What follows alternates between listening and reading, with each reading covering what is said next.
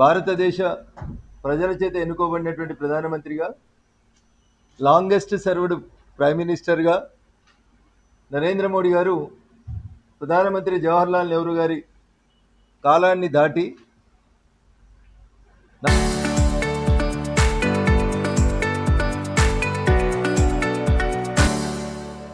4399 రోజులు దాటి ముందుకు పోతా ఉన్న తరుణంలో కాంగ్రెస్ పార్టీ నాయకులకి ఏం చేయాలో అర్థం కాక ఆగమాగం అవుతూ ఏది పడితే అది మాట్లాడుతూ ఉన్నారు.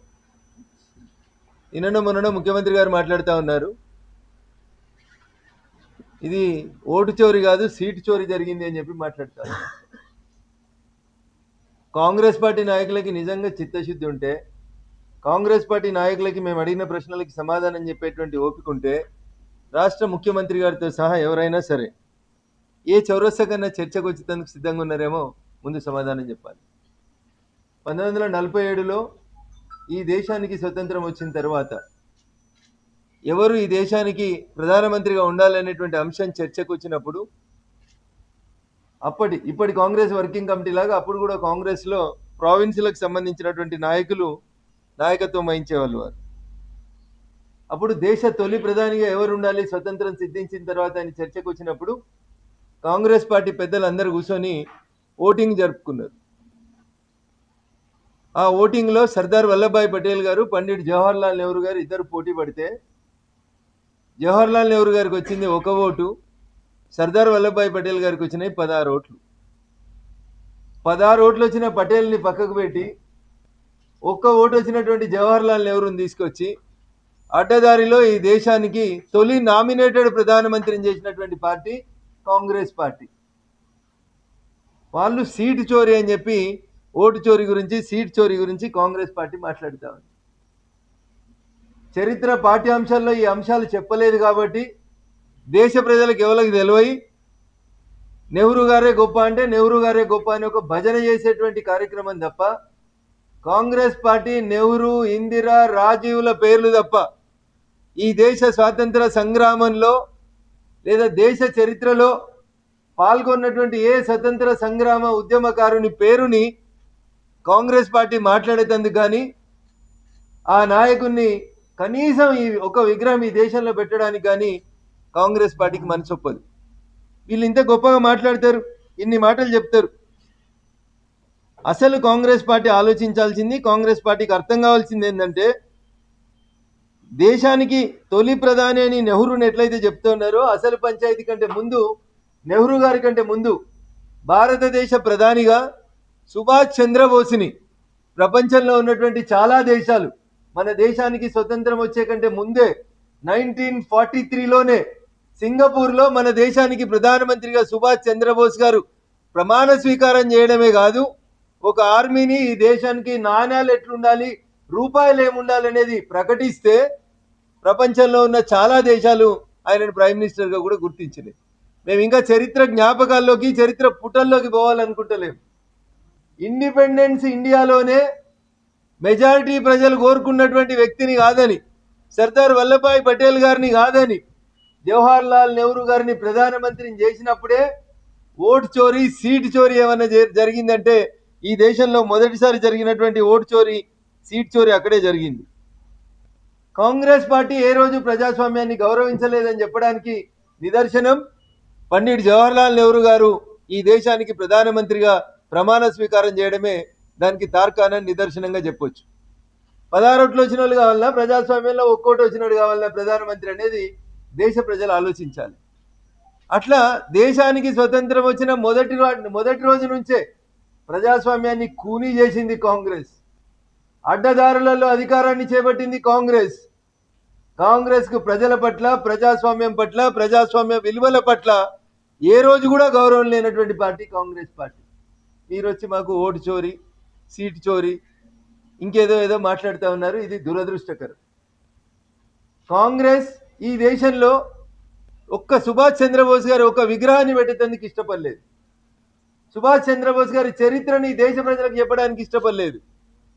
నేను ఇందాక చెప్పినట్టు అయితే నెహ్రూ, లేకపోతే ఇందిరా, లేకపోతే రాజీవ్ గాంధీ, ఆ కుటుంబానికి భజన చేయడం తప్ప ఈ దేశంలో కాంగ్రెస్ పార్టీ గొప్పగా చేసింది, ఈ దేశ ప్రజల కోసం చేసింది ఏమైనా ఉందంటే ఒకటి ఎమర్జెన్సీ, రెండు అడ్డదారిలో అధికారం. ఈ రెండు తప్ప కాంగ్రెస్ ఏ రోజు కూడా ప్రజాస్వామ్యాన్ని గౌరవించలేదు. ఇకపోతే కాంగ్రెస్ పార్టీ క్వైట్ న్యాచురల్గా ఒక పేదోడు రైల్వే ప్లాట్ఫామ్ మీద ఛాయ్ అమ్ముకున్న స్థాయి నుంచి మొదలుకొంటే పూర్తిగా డెమోక్రటిక్ వేలో భారత ప్రజాస్వామ్యానికి ప్రపంచవ్యాప్తంగా గుర్తింపు తెచ్చి కాంగ్రెస్ చేసినటువంటి మలినాలన్నింటినీ కడుగుతూ భారతదేశాన్ని ప్రపంచంలో విశ్వగురువుగా తీర్చిదిద్దాలనేటువంటి ఒక పని చేస్తుంటే క్వైట్ న్యాచురల్గా కాంగ్రెస్ పార్టీకి నచ్చదు. వారసత్వ రాజకీయాలు, తాత తండ్రి ముత్తాత వీళ్ళు తప్ప ఒక సామాన్య ప్రజలు అంబేద్కర్ గారు కలగన్నట్టు ఒక సామాన్యుడు అసామాన్యుడిగా అనన్య సామాన్యుడిగా ఎదిగి ఈ దేశంలో వారసత్వ రాజకీయాలని ఒక రకంగా బొందబెట్టి పేదోడు కూడా ప్రధానమంత్రి కావచ్చు, లాంగెస్ట్ సర్వ్డ్ ప్రైమ్ మినిస్టర్ కావచ్చు అని చెప్పి పేద ప్రజల కోసం పనిచేస్తూ ఉంటే కాంగ్రెస్ ఏడవకపోతే ఏం చేస్తుంది? కాంగ్రెస్కి వాళ్ళ ఇంట్లో కావాలి, మూడో తరం, నాలుగో తరం, ఐదో తరం వాళ్ళు ప్రధానమంత్రి కావాలి తప్ప ప్రజల చేత ఎన్నుకోబడినటువంటి వ్యక్తులు ప్రధానమంత్రి ఉండడం కాంగ్రెస్ పార్టీకి ఇష్టం ఉండదు.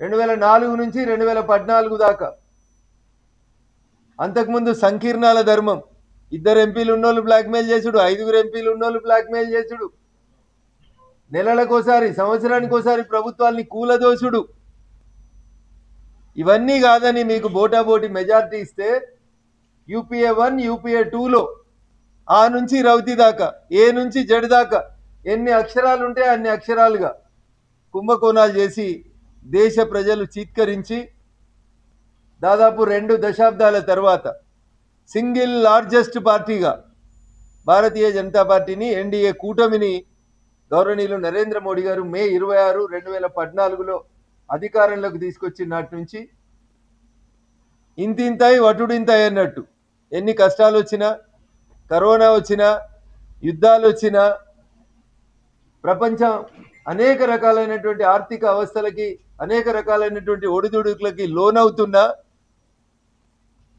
ఈ దేశాన్ని గొప్పగా తీసుకుపోతూ ప్రపంచ చరిత్రలో భారతదేశానికి ఒక గౌరవాన్ని పెంచినటువంటి ప్రధానమంత్రి నరేంద్ర మోడీ గారు.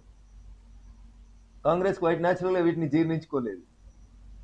ఆకాశం మీద ఉమ్మేయాలని కాంగ్రెస్ నేతలు ప్రయత్నం చేస్తూ ఉన్నారు. తిరిగి అది మీ ముఖాల మీదనే పడుతుంది అనేది కాంగ్రెస్ పెద్దలు అర్థం చేసుకోవాలి. నరేంద్ర మోడీ గారు ఏదైనా తీసుకొస్తే మనం వ్యతిరేకించాలి.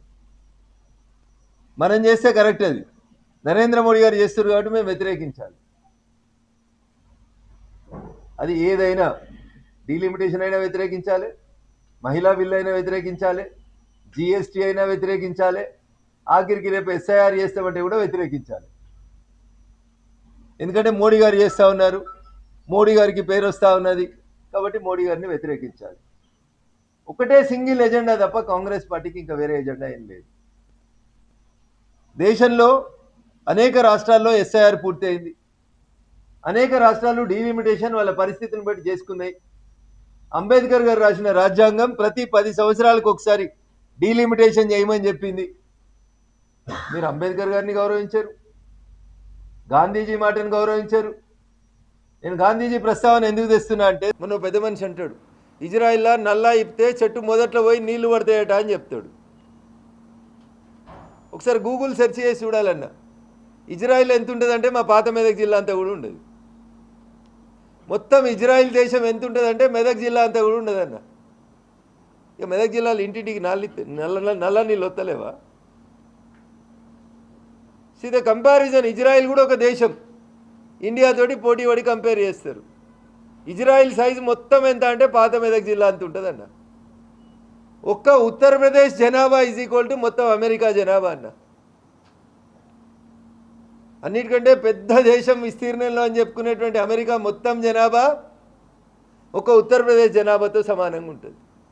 గాడికేలి ఈ దేశంలో ప్రతి ఇంటికి, ప్రతి మనిషికి ప్రతి నెల 1 నేషన్ 1 రేషన్ పేరిట బీహార్ వాళ్ళు వచ్చి హైదరాబాద్లో కూలీ పని చేసుకుంటే కూడా ఇక్కడ రేషన్ బియ్యం ఇవ్వాలనేటువంటి ఆలోచన చేసినటువంటి నాయకులు నరేంద్ర మోడీ గారు. రాజీవ్ గాంధీ తెచ్చిన కంప్యూటర్లు, రాజీవ్ గాంధీ తెచ్చిన డిజిటలైజేషన్లో పేపర్లు, మీడియా అంతా డిజిటలైజేషన్ వైపు పోతూ ఉంటే జీవో నెంబర్ 252 తెచ్చి అక్రిడేషన్ కార్డులు ఇవ్వరంటే నీ పేపర్కి ఎంత సర్క్యులేషన్ ఉంది, నీ పేపర్కి ఎంత సర్క్యులేషన్ ఉంటే గన్నే ఇస్తామంటే అన్నీ డిజిటల్ పేపర్లే అయిపోయినాయి కదన్న. ఒక్కొక్కరి చేతిలో సెల్ ఫోన్లే ఉన్నాయి కదా, మళ్ళీ పేపర్ల సంఖ్య ఎట్లా కౌంట్ చేస్తాడు? అందుకనే ఒకసారి గెలుస్తుంది, 2 సార్లు గెలుస్తుంది, 3 సార్లు గెలుస్తుంది. మీరు ఇట్లనే మరుగుతుండ్రు, 4వసారి కూడా గెలుస్తాం.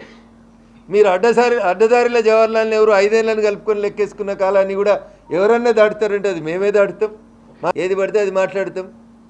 అధికారంలో ఉన్నాం కాబట్టి ఎట్లా పడితే అట్లా దురుసుగా ప్రవర్తిస్తామంటే ఇది ప్రజాస్వామ్యం అన్న. భూమి గుండ్రంగా ఉంటుంది. ఇప్పుడు భారతదేశం వెలుతురులో ఉంది, అమెరికా చీకట్లో ఉంది. ఇంకా 2.5 ఏళ్ళు ఆగితే మీరు కూడా మళ్ళీ చీకట్లోకి పోతారు, మేమే వెలుతురులోకి వస్తాం. మీరు ఇచ్చినటువంటి ఈ 12 ఏళ్ళ అవకాశంలో, 12 ఏళ్ళ కాలంలో 365 days 24/7 ఈ దేశం కోసం, ఈ దేశ ప్రజల కోసమే పనిచేసినటువంటి గొప్ప నాయకుడు నరేంద్ర మోడీ గారు మరింత గొప్పగా మన దేశాన్ని వికసిత భారత్ 2047 వరకు నాటి నరేంద్రుడు కలగన్నటువంటి నెంబర్ 1 స్థానానికి, విశ్వగురు స్థానానికి తీసుకెళ్తాడు.